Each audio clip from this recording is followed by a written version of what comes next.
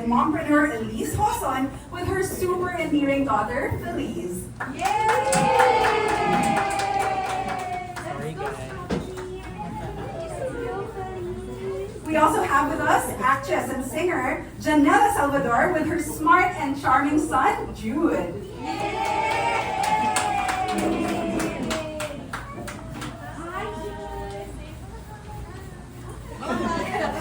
And last but not the least, we also have our daddy influencer known for his vlog Daddy Diaries, Vlad Magallanes, and his lovable daughter, Tasha.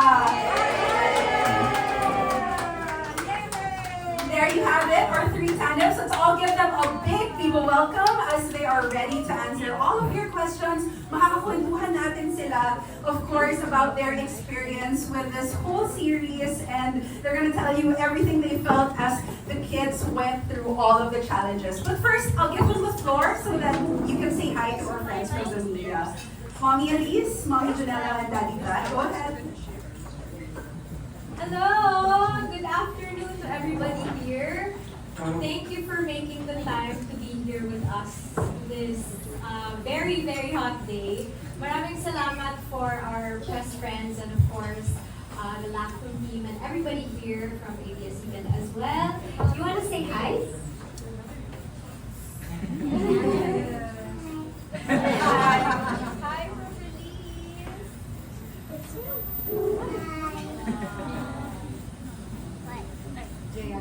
Hi, good afternoon. Hello. Good afternoon, everybody. Thank you so much for being here today with us. We really appreciate your time. We're just as excited for this to come out as you guys. Are you excited, Jude? Yeah! Why? Microphone. But I want to get it. Here, you hold this.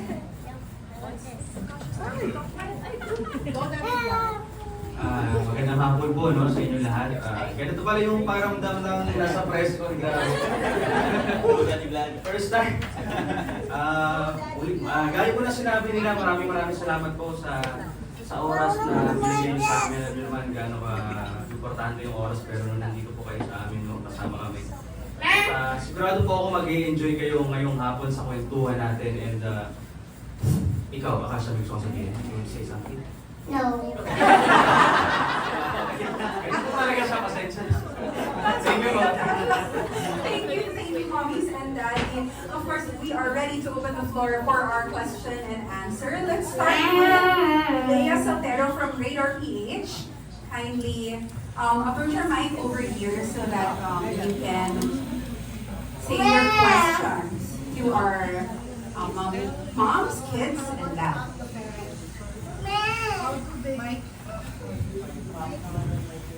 Hello? Sorry, hello. Yes. Hi, Leia here.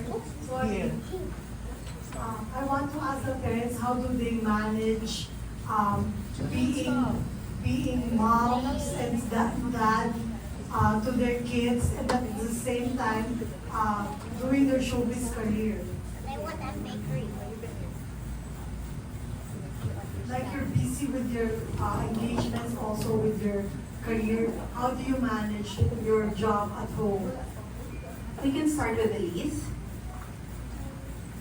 I think for a normal parent, mahirap naman po talaga na being a parent.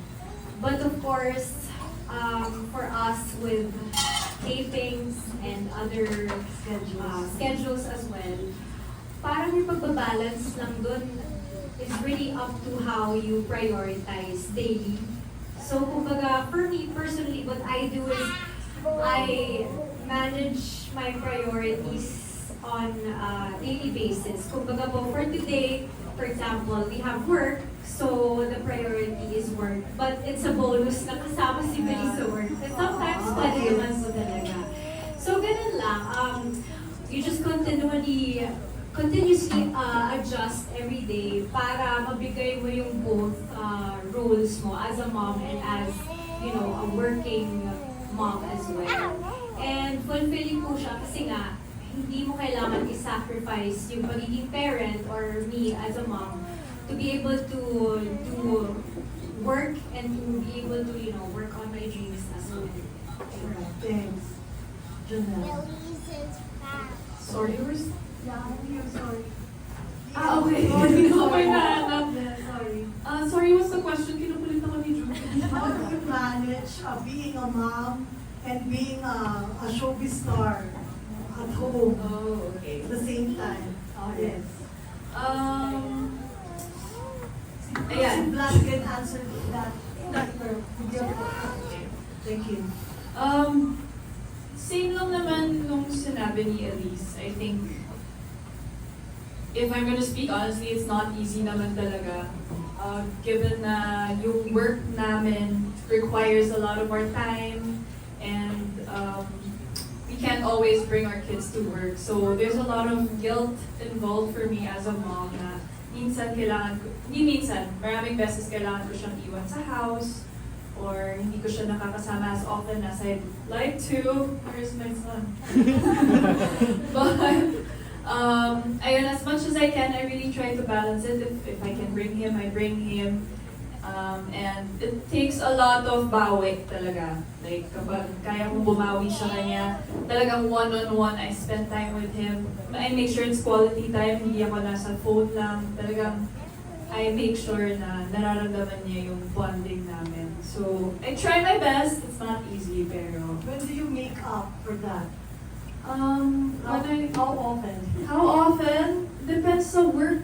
Depends din sa schedule eh. Kasi hindi naman siya like 9 to 5 regular schedule. So, Inside. every time I get the chance, I get a spare day, I spend time with him. I Like make when you sure. shot abroad.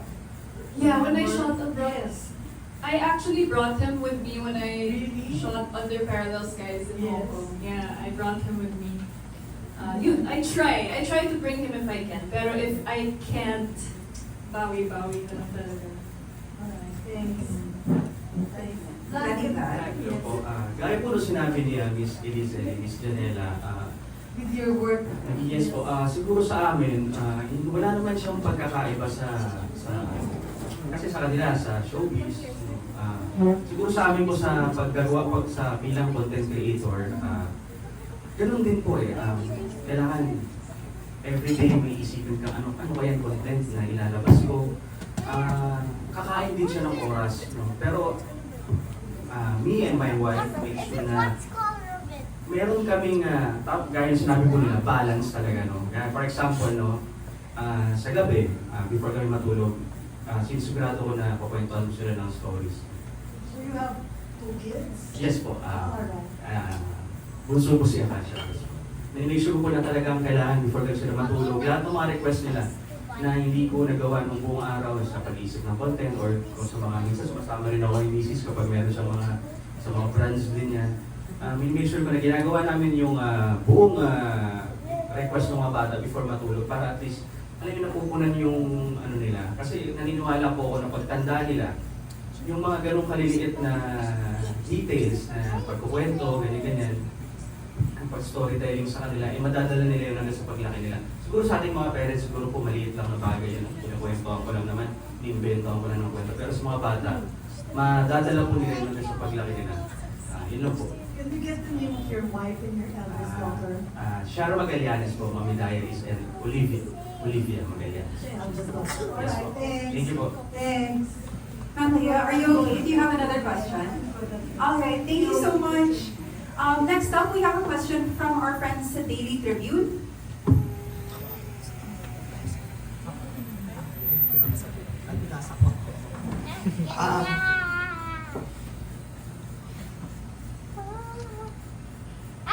To yung mga parents, ano yung love language nyo sa inyong kids? Daddy Flat, you wanna start? It's Sa mine. po kasi iba-iba eh, no? Magkaiba kasi sila ng characteristics ng dalawang anak ko. Pero ang pinaka-love language po nila talaga is kung pag nagbibigay ako ng time. Yun yung love language ko para sa kanila. Minsan kasi pag yung panganay ko sinasabi niya na nasusobrahan ako sa work or sa pag-isip ng mga content. Sabi niya, Dada, parang hindi mo na ako pinapansin ah. At ilang taon pa lang siya, 9. Kahit naman to si Akasha, ganun din. Dada, you're not playing with me. Kaya sabi ko, nung time na yun, sabi ko, oh, minsan kasi bilang magulang nakakalimutan po natin na minsan nakakaligtaan natin, parang sumobra ata ako. Kasi kailangan natin sa buhay talaga mag-work no? Pag ganun yung nangyayari, natutuwa lang din ako sa mga anak ko na nailalabas nila yung emotion nila, which is yung tinuro namin sa kanila na if you need something, if you feel something, huwag ka mahiya, sabihin mo sa amin. Kaya yun po yung ginagawa, yung pag sinasabi ng mga anak ko na kulang kami ng time sa kanila, bumabawi po talaga. So, yung pagbibigay ng time, yung love language po para sa kanila. Ganun po. Mommy Janella? Love language. Love language. Yeah. For, for you and Jude. Oh, as you can see, he cannot sit still. So he loves rough play. I try to keep up with his energy as much as I can. Kaya ko, pero madami siya nun. Sobrang dami. So, ano love language namin? He also likes watching movies. We watch movies together, a lot of movies. And then you say that they watch Earthquake. He loves earthquakes. He's actually very, very curious. So, ang bonding talaga namin ni Jude, he likes asking questions. And as much as possible, kaya try kong sagutin lahat ng tanong niya, kahit gaano pa ka-random yung mga tanong na yan. Even at night before we sleep, madami pa rin siyang tanong. Kahit nakapikit pa ako sa umaga, marami na siyang tanong. So, ayun yung mga little things na, yung mga bonding namin. And, ayun, ano ba ba? Medyo challenge to, no? Challenge yung ginagawa ko ngayon. Multitasking. Yes, I think yun lang naman. Most of the time. Thank you. What about you, Mommy Elise? Kami ni Feliz naman, I think what I like to give her is quality time and words of affirmation when it comes to the love languages. Kasi kapag may time and as much as possible, yun nga, I like to spend a lot of time with her. Pero, and also, kapag hindi ko mahanap yung words ko sometimes to express, doon ko rin pinapakita sa pag-spend ng time with her. And also, lots of cuddles, lots of hugs, and then words of affirmation kasi pag wala naman ako and I can't be with her, doon ako bumabawi. Like, I always have to make sure na she still feels my presence and my love for her, even if I'm away. So, yun yung bawi ko sa kanya. I always let her know that I love her through my words. I would always call her, video call her kapag malayo kami sa isa't isa. That way, kahit yun nga, hindi kami magkasama, ramdam pa rin niya yung love ni Mom. Follow-up question. What is the challenge of motherhood or fatherhood that you did not back away from?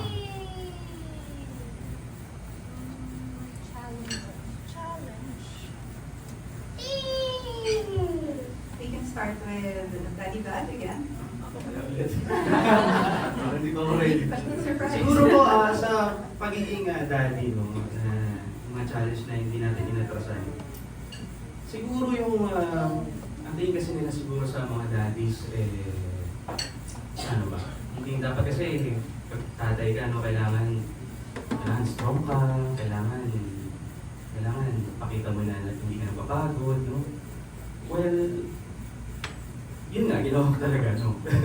Talagang, kailangan pakita mo talaga na hindi ka pagod, pero alam mo, importante, kahit napagod tayo, no, kahit para sa mga daddies, no, kahit siyempre, ang pangit din kasi sabihin na tinatago mo yung pagod ka na, pero pinapakita mo na hindi ka nahihirapan o hindi ka na-pressure. Totoo yun, no? Kasi hindi naman all the time kailangan pakita mong mahina ka. Pero ang importante po kasi dito yung support system mo. Yung mga pag-uwi mo ng bahay, and then yung wife mo sinusupport ka, yung mga kaibigan mo, mga anak mo, yung mga nagtatanggal ng stress mo and ng pagod. Siguro yun, yung isa sa bagay na hindi ko inataksan na yung pagiging kailangan mapakita mo na strong ka kahit na marami kang iniisip. Siguro yun po. Kaya ko tama yung explain ko. Hindi ko na plansya na maayos yung wordings, pero siguro yun po. Thank you. Mommy Janela. For me, siguro, kind of similar to Daddy Vlad's answer. It's siguro iba for me because I'm more of a single mom. And present naman si Marcos sa buhay ni Jude, pero most of the time, Jude spends his time with me talaga. Like, I would say 80 to 90% of the time he's with me. So, I think the challenge would be in moments that require it, I have to be both the mom and the dad. In teaching moments, emotional hardships that Jude goes through as he grows up. Kailangan kong kailangan ko balansehin yung sarili ko and talagang isipin kung paano ko siya i-meet doon.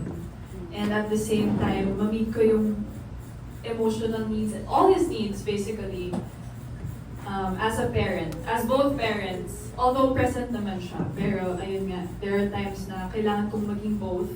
Kailangan ko maging strong kahit pagod ako, kahit syempre nagtatrabaho rin tayo, so there are a lot of moments where really I'm just so drained and I want to give up and wow, but ayun, being strong na amidst all of that, and syempre ang number one goal ko is hindi ko mapasa sa kanya lahat ng bigat, lahat ng whatever trauma I have growing up, wala akong mapasa sa kanya na ganun. Kumbaga, it ends with me. So yun yung for me, yun yung challenge and goal ko for me. Thank you. What about Mommy Elise?